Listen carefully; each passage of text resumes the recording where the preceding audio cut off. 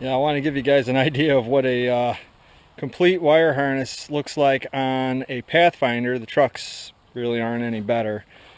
One piece, all the way from the headlights, all the way back to the tail lights. The only thing that actually removes from this harness, there's two things. The speedometer cluster harness actually unhooks from this, and the fuel pump harness actually unplugs from this. The rest of it is all one piece. So this is the engine side of things right here. This goes up to the battery. This is the horn and the headlights. Nope, I take that back. Those are coolant temperature switches. This is engine. This is all engine, and this is the fuse box that sits on the firewall like so.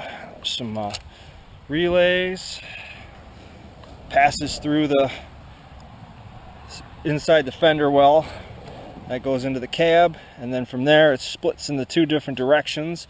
This side here goes across behind the dashboard.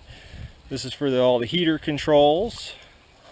This is for your ignition switch and steering column connections. These are some other connections for switches behind the cluster. There's your fuse box, complete fuse box. There's the connection where the speedometer cluster and everything hooks up there. Then this goes through the fender well again on the passenger side. Goes across, makes a couple stops. Headlight harness, horn harness. And these are the relays that sit right next to the air cleaner. And this is the connection for the mass airflow sensor. Then it goes along the kick panel. Back here underneath the seat, there's some connections here for power seats and what have yous. This goes across into the parking brake handle and the automatic shifter. So if you got an auto, these connections are used. These go up in the door. These are for power doors. We don't have power doors, so these connections were just sitting inside the B-pillar. This is for the door jamb switch.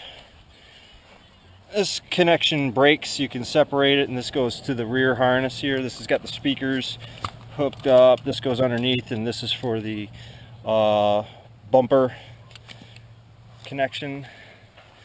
This is the passenger side. This has the hookups for the speakers, the tail lights, some kind of amplifier here that I'm not familiar with.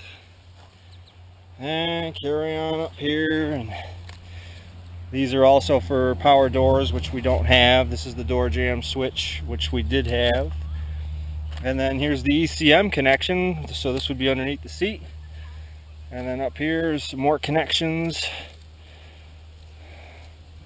I forget what these are for, but we'll figure that part out. These might not even be used, but that's possible. We'll lay it out, and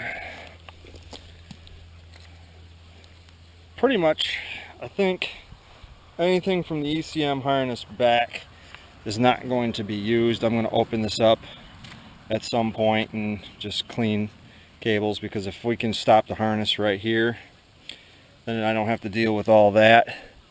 And the same thing with the other side, if I can end the harness there. It's starting to look a little gray out here in Nissan WD21 land. It's been threatening rain all day. I got the lawn mowed, so I'm kind of happy about that. So I see some drops of rain, so I better go and clean up my tools. So Nissan WD21 checking out. Thanks for watching, guys. I'll have more updates as updates happen. Take care.